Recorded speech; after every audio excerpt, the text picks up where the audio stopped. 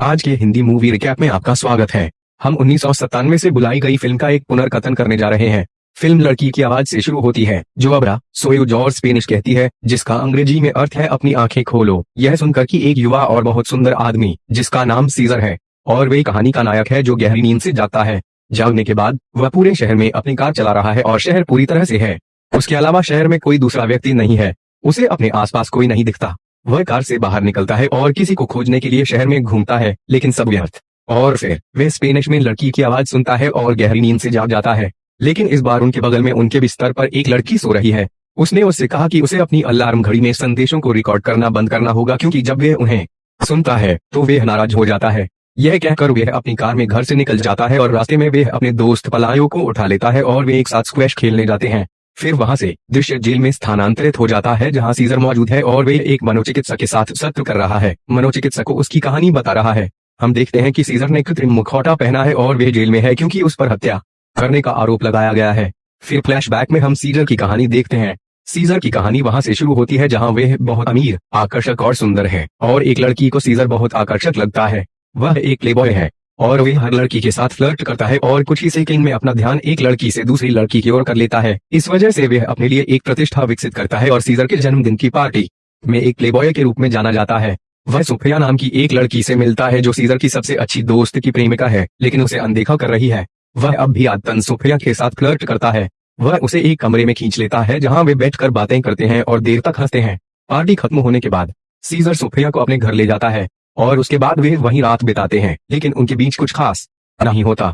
अगले दिन उसकी जुनूनी पूर्व प्रेमिका नूरिया सीजर को सोफिया के घर से लेने आती है और उसे अपने साथ अपनी कार में ले जाती है, लेकिन उसके पास के इरादे अच्छे नहीं हैं और वे कुछ बहुत ही द्वेषपूर्ण योजना बना रही है। वह अपने जीवन की कीमत पर भी सीजर को मारने की योजना बना रही है। वह कार को ओवर स्पीड करती है और फिर वे जानबूझकर अपनी कार को एक पहाड़ी से नीचे गिरा देती है, क्योंकि वे चाहती है कि वे दोनों मर जाएं। लेकिन सीजर सौभाग्य से मरता नहीं है और वह दुर्घटना में बच गया, लेकिन उसका पूरा चेहरा वास्तव में बुरी तरह खराब हो गया और यह इस हद तक बर्बाद हो गया है कि इसे कॉस्मेटिक सर्जरी से भी ठीक नहीं किया जा सकता है। वह कई डॉक्टरों और प्लास्टिक सर्जनों के पास जाता है, लेकिन जवाब हमेशा एक ही होता है।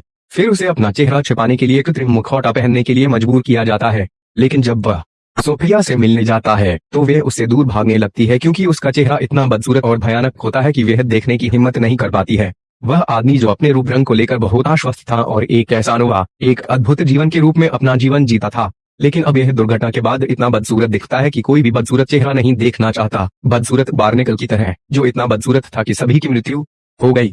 उसका चेहरा, उसका सब कुछ और उसका आकर्षण था, और अब वह प्यार करता है। उस दुर्घटना के बाद उसे कुछ बहुत ही अजीब अनुभवों का सामना करना पड़ता है कि उसे समझ में ही नहीं आता कि वास्तविकता क्या है और कल्पना या सपना क्या है। वह वास्तविकता से बहुत भ्रमित है। एक रात वे क्लब में पलायो और सोफिया से मिलता है और वह सोफिया के साथ बात करने की कोशिश करता है, लेकिन वह उदास होकर उससे भाग जाती है कि वह क्लब में इतनी शराब पीता है। पोलियो के साथ घर जाते समय वह अजीब हरकत करता है और अपने सबसे अच्छे दोस्त को भी उसके बदसूरत चेहरे के कारण उसे छोड़कर और एक अजीब और एक रेंगने वाले की तरह व्यवहार करते हुए देखकर उससे भागने लगता है। सीजर का दिल टुकड़े टुकड़े हो जाता है और वह इतना टूट जाता है और रोने लगती है। वह हाथ में मास्क पकड़े सड़क पर सो जाता है। हैरानी की बात यह है कि जब वे सुबह उठते हैं तो उनकी असलियत पूरी तरह बदल जाती है। सोफिया ठीक उनके सामने खड़ी है। सबसे पहले वे नूरिया को उसके चेहरे पर देखता है और हो जाता है, लेकिन जब वह ध्यान केंद्रित करता है तो उसे पता चलता है कि यह वास्तव में सोफिया है और वे कहती है उसके लिए खेद है और उसे कहती है कि वे उससे प्यार करती है, और फिर वे उसे चूमती है और वे हाथ में हाथ डालकर चलने लगते हैं। उनका कहना है कि यह सब चीजें उनके साथ हो रही हैं, जिस पर सोफिया जवाब देती है कि यह दिमाग की गड़बड़ी है और यह वर्तमान में बहुत से लोगों के साथ होता है। सीजर जेल में तनावग्रस्त होने लगता है और मुक्त होना चाहता है और जेल से बाहर निकलना चाहता है, जिस पर मनोचिकित्सक कहता है कि उस पर हत्या का आरोप है, लेकिन सीजर को नहीं पता कि वह क्या है। मनोचिकित्सक एंटोनियो उसे बताता है कि वह अपनी नींद में एली नाम कहता है। सीजर जवाब देता है कि वह अपने सपनों में एली नाम से किसी को नहीं जानता है। वह केवल एक कार्यालय और कुछ कागजात देखता है और उसे हस्ताक्षर करने के लिए कहा जाता है और वह अपनी कहानी जारी रखते हुए अपने सपनों में और कुछ नहीं देखता है। उनका कहना है कि जो डॉक्टर उनकी कॉस्मेटिक सर्जरी करने से मना करते हैं वे उन्हें बताते हैं कि अब वे उन्हें ठीक कर सकते हैं, और उन्होंने उसे इस बारे में जानकारी दी और वे सर्जरी के लिए सहमत हो गया और कॉस्मेटिक सर्जरी सफल हो गई और उसे अपना पुराना आकर्षक चेहरा एक बार फिर वापस मिल गया। और उसके बाद उसका सबसे अच्छा दोस्त उसके साथ हमेशा की तरह व्यवहार करने लगता है और सामान्य व्यवहार करने लगता है। और एक रात सोफिया सीजर के घर जाती है और देखती है कि उसका चेहरा ठीक हो गया है और ठीक हो गया है। उसने अपना आकर्षण प्राप्त कर लिया है। पीछे मुड़कर देखा और वह सीजर के साथ रात रही। वे दोनों बिस्तर में शरारती हो जाते हैं और वहीं सो भी जाते हैं। बाद में रात में जब सीजर आधी रात को उठा और वॉशरूम में जाता है तो वे लाइट चालू करता है और आईने में उसे फिर से अपना बदसूरत चेहरा दिखाई देता है। वह साइड से चौंका, लेकिन जल्द ही उसे पता चलता है कि वे सिर्फ मतिभ्रम कर रहा है और उसे लगता है कि वे अभी भी सोफिया के साथ बिस्तर पर सो रहा है। जब वे वापस आता है और देखता है कि उसके बगल में सो रही लड़की सोफिया नहीं है, लेकिन लड़की नूरिया है। वह जल्दी से कार्य करता है और उसे बिस्तर में बांध देता है। वह पूछता है कि वे अपने बिस्तर में क्या कर रही है और वे कार में मर गई, लेकिन मारिया उसे कई बार जवाब देती रहती है कि वह सोफिया है, नूरिया नहीं, और वे कभी कार दुर्घटना में नहीं मरी। सीजर उसे रिपोर्ट करने के लिए पुलिस स्टेशन ले जाता है और सोफिया को खोजने की कोशिश करता है, लेकिन पुलिस का यह भी कहना है कि वास्तव में नूरिया सोफिया है और सीजर के लिए सोफिया जो लड़की है वह कभी मौजूद ही नहीं थी। वास्तव में यह सुनकर वह बहुत नाराज हो जाता है और कमरे से निकल जाता है। तभी अचानक उसका सबसे अच्छा दोस्त पलायो वहां आता है और उसे मारता है। वह कहता है कि वह सोफिया से कभी नहीं मिलेगा। सीजर को छोड़कर हर कोई नारिया को सोफिया के नाम से जानता है और इस वजह से वे काफी कंफ्यूज रहते हैं। पोलियो उसे उसकी और नूरिया की एक तस्वीर दिखाता है जो साबित करता है कि लड़की अपनी नाक देखती है क्योंकि सोफिया कभी अस्तित्व में नहीं थी, और वह मानता है कि नूरिया सोफिया है। वहां से जाने के बाद सीजर क्लब जाता है जहां वह एक आदमी से मिलता है जो उसके बगल में बैठता है और बात करना शुरू कर देता है। वह सीजर से कहता है कि वह उसकी मदद कर सकता है और उससे कहता है कि उसे अपने दिमाग पर नियंत्रण रखना है और सीजर के साथ जो कुछ भी हो रहा है वह वास्तविकता नहीं है, यह एक सपना है और वह वास्तविकता और सपनों के बीच बहुत भ्रमित है। और इसका सबूत क्लब में सीजर के आसपास मौजूद लोग हैं जो आमतौर पर अपना जीवन जीते हैं, लेकिन सीजर अपने सपने में उन सभी को यहाँ क्लब में लाता है और यह सिर्फ एक भ्रम है जिसे सीजर ने वर्तमान में बनाया है। एंटोनियो मनोचिकित्सक वर्तमान में सीजर को सम्मोहित कर रहा है और उससे उसके सपने के बारे में पूछ रहा है। सीजर उसे अपना सपना बताता है जहां वह जवाब देता है कि एली नाम का एक सचिव उसे एक बैठक के लिए एक कमरे में भेजता है और वहां उसकी मुलाकात उसी आदमी से होती है जिससे वे पहले ही क्लब में मिल चुका था, और वे आदमी उसे कुछ कागजी कार्यवाही पर हस्ताक्षर करने के लिए मना लेता है। उस सत्र के बाद एंटोनियो ने उसका निदान किया और रिपोर्ट प्रस्तुत की, जैसा कि वह कहता है कि उसने किसी तरह का नशा किया होगा जिससे उसके मन में एक विकार पैदा हो गया जिसमें मैंने उसके मन को वास्तविकता और के बीच भ्रमित कर दिया है। और यह पता चला है कि सीजर ने सोफिया को मार डाला, जिसका अर्थ है नूरिया ने उसके चेहरे पर एक तकिया लगाकर और दम तोड़ दिया।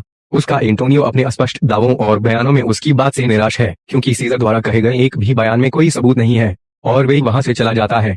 जब सीजर अन्य कैदियों के साथ टेलीविजन देख रहा होता है तो वे उसी आदमी को शो और टेलीविजन में देखता है जिससे वह उस रात क्लब में मिला था और जिसने उसे एक पेपर पर हस्ताक्षर करने के लिए कहा था। और यहाँ उसे सूचना मिलती है कि जब सीजर इतना पीकर सड़क पर सो जाता है, फिर कुछ समय बाद वे लाइफ एक्सटेंशन नामक कंपनी में जाता है जो क्रायोनिक्स में बहुत विशिष्ट है। उस कंपनी के कर्मचारी अपने क्लाइंट्स को फ्रीज कर देते हैं और फिर उन्हें उनके सपनों का अनुभव देते हैं और आभासी वास्तविकता बनाकर वे उन्हें सपने दिखाते हैं जो वास्तविकता के बिल्कुल विपरीत हैं। और जीवन सीजर एंटोनियो को कंपनी के जीवन विस्तार में ले जाता है ताकि उसे उसकी वास्तविकता का प्रमाण दिया जा सके। एंटोनियो उससे कहता है कि वह जीवित है और वह नहीं है और क्रायोनिक्स उसे नहीं दिया गया है, तो वे इस कंपनी में आकर क्या साबित करना चाहते हैं। जीवन विस्तार कंपनी प्रबंधक उन्हें समझाते हैं कि उनकी कंपनी किस लिए प्रसिद्ध है और वे वास्तव में क्या करते हैं। यदि कोई मुवक्किल वर्तमान में जीना चाहता है और वे भविष्य में नहीं जीना चाहता तो वे उस व्यक्ति को वर्तमान में स्थिर कर देते हैं और उनकी मृत्यु के बाद उन्हें रूप में एक नया जीवन देते हैं। मतलब वह व्यक्ति सैद्धांतिक रूप से अमर होगा और वह मर नहीं सकता क्योंकि वह एक सपने में जी रहा है और उसके पास वे सब कुछ है जो वह उस जीवन में चाहता है, लेकिन वह जीवन वास्तव में आभासी वास्तविकता है। और उनकी कंपनी भी सुनिश्चित करती है और इस तथ्य का ख्याल रखती है कि ग्राहकों को यह याद नहीं है कि वे वास्तव में मर चुका है या जमे हुए हैं क्योंकि वे उनकी मृत्यु स्मृति को मिटा देंगे। उसके बाद सीजर आश्वस्त हो जाता है कि वह एक में रह रहा है। वह और एंटोनियो एक साथ कमरे में है और एंटोनियो उसे यह समझाने की कोशिश करता है कि यह कोई सपना नहीं है, यह वास्तव में वास्तविक जीवन है, लेकिन वे इस पर विश्वास करने को तैयार नहीं है। फिर एंटोनियो ने सीजर को अपना मुखौटा उतारने और उसके बदसूरत चेहरे को देखने के लिए कहा ताकि यह पता चल सके कि यह वास्तविकता है। उसे भ्रम के मुखौटे के पीछे खुद को नहीं छिपाना चाहिए, लेकिन सीजर इस बात से सहमत नहीं है कि अंत में कड़ी मेहनत करने के बाद एंटोनियो उसे अपना मुखौटा उतारने के लिए मना लेता है। सीजर के मुताबिक उसका चेहरा पूरी तरह से खराब हो चुका है और इसलिए वह डरता है और उसकी तरफ नहीं देखता। एंटोनियो का कहना है कि सीजर का चेहरा अच्छा दिखने वाला और सुंदर है। वह ऐसा इसलिए करता है क्योंकि वह सीजर को अपने चेहरे को आईने में देखना चाहता है और समझता है कि भले ही उसका चेहरा अभी भी गड़बड़ है, ठीक है, वह अभी भी एक अच्छा दिखने वाला आदमी है और यह कोई सपना नहीं है। बल्कि सीजर वहां से भागने लगता है और बाहर निकलते समय वह एक पुलिसकर्मी को मारता है। वह इमारत से बाहर निकल जाता है और पुलिस की ओर बंदूक तान देता है और वह ऐसा इसलिए करता है क्योंकि वह चाहता है कि पुलिस अधिकारी उसे गोली मार दें और उसकी जीवन लीला समाप्त कर लें। लेकिन जब पुलिस अधिकारी फायरिंग करते हैं, इस बार एंटोनियो दौड़ता है और उसके और गोलियों के बीच हो जाता है। गोलियां एंटोनियो को पीठ और गर्दन में लगी और फिर कुछ अजीब होता है जो एंटोनियो को भी भ्रमित करता है। और उसके बाद उसे पता चलता है कि यह सब सच में एक सपना है, क्योंकि उसे कोई चोट नहीं आई है और उसके पीछे के पुलिस अधिकारी पतली हवा में गायब हो गए हैं। और एंटोनियो जैसे बार में सभी लोग असली इंसान नहीं हैं, लेकिन वे सीजर के मस्तिष्क के पात्र हैं जो सपने में रहते हैं। वे दोनों इमारत की छत पर जाते हैं जहां वे जीवन विस्तार के मालिक से मिले और वे बार का वही लड़का है। वह एंटोनियो को बताता है कि वे और एंटोनियो एक दूसरे से 150 साल पहले मिले थे और वे जगह जहां एंटोनियो रह रहा है वे आदमी सीजर का दिमाग है और एंटोनियो और खुद दोनों सीजर के सपनों के पात्र हैं। जीवन विस्तार का मालिक सीजर को बताता है कि जिस रात वे क्लब के बाहर सड़क पर जागा उसने एक अनुबंध पर हस्ताक्षर किए और उसी रात उसने जहर खाकर आत्महत्या कर ली और वे सब डॉक्टरों द्वारा हटा दिया गया। इसलिए सीजर को इसके बारे में कोई जानकारी नहीं है। वे मृत सीजर को 150 वर्षों तक स्थिर रखते हैं और अगले ही दिन वे जाग जाता है। तब से अब तक जो कुछ हुआ वे वास्तविक नहीं है, यह एक सपना है जिसे सीजर जी रहा है। और इन तीनों की बातचीत को लाइफ एक्सटेंशन कंपनी स्टाफ भी सुन रहा है और अगर वे उस सपने से जागना चाहते हैं तो उन्हें अपनी जान देनी होगी। यह सुनकर सीजर अपनी जान देने के लिए तैयार हो जाता है। तब एंटोनियो उसे रोकने की बहुत कोशिश करता है, लेकिन उसने फैसला किया है कि वे इमारत से कूदने से ठीक पहले अंत में सपनों में नहीं जीना चाहता। इससे पहले हम देखते हैं कि उनका चेहरा अब ठीक है और एक आखिरी बार वे सोफिया और उसके सबसे अच्छे दोस्त पलायो से मिलता है और वे उनके बारे में सोचकर ऐसा करता है और फिर वे ऊपर से कूद जाता है। और उसके बाद एक ब्लैक स्क्रीन में एक लड़की स्पेनिश में कहती है, जिसका मतलब है अपनी आंखें खोलो, और अंग्रेजी जिसका मतलब है कि सीजर जाग गया था और अब वे अपने बदसूरत चेहरे के साथ जीने जा रहा है। या हो सकता है सपनों की जिंदगी शुरू से ही शुरू हो गई हो, निश्चित तौर पर कोई नहीं जानता है। और फिल्म खत्म हो जाती है। तो संक्षेप में हमने देखा कि सीजर एक बहुत अमीर आदमी था और वह इतना आत्मविश्वासी था, लेकिन वह एक दुर्भाग्यपूर्ण दुर्घटना में था जिसने उसकी जान बचाई, लेकिन उसके चेहरे को जीवन भर और मरम्मत से परिविकृत कर दिया और उसे उस प्रोस्थेटिक मास्क के पीछे अपना चेहरा छिपाना पड़ता है। अपना कीमती चेहरा खोने के बाद वह आत्मविश्वास खो देता है और उसे अपनी आखिरी ईंटों पर धकेल दिया जाता है, जहां वह बहुत हताश होता है। और बूढ़ा आदमी जो लाइफ एक्सटेंशन नाम की कंपनी का मालिक है उसे एक ऐसे प्रोजेक्ट पर साइन अप करने की पेशकश करता है जो एक व्यक्ति को आभासी स्थिति की तरह एक सपना जीने देता है और यह बहुत वास्तविक लगता है। सीजर हताश है और वे हस्ताक्षर करता है कि कागज को क्रायोजेनिक नींद में डाल दिया जाता है और इस आभासी दुनिया में वे एक जीवन जीते हैं जैसा वह चाहता था। वे वहां जमे हुए 150 साल बिताता है और कंपनी उसे देखती है। वे उसकी यादों को भी हटा देते हैं ताकि उसे पता न चले कि वे एक सपने में जी रहा है। वह अंततः सीखता है कि यह एक सपना है और वास्तविक जीवन में वापस आने का एक ही तरीका है कि उस व्यक्ति के जीवन को वहीं समाप्त कर दिया जाए। और सपनों की दुनिया यह सब देखती और सुनती है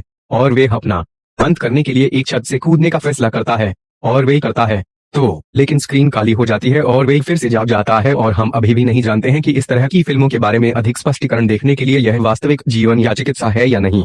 अपनी स्क्रीन पर वीडियो पर क्लिक करें और मुझे यह बताना ना भूलें कि आपको आज का वीडियो कैसा लगा। नीचे कमेंट में बताएं। कृपया वीडियो को लाइक करें और मेरे चैनल को सब्सक्राइब करें और बेल आइकन को दबाएं ताकि आप कोई भी नया वीडियो मिस न करें।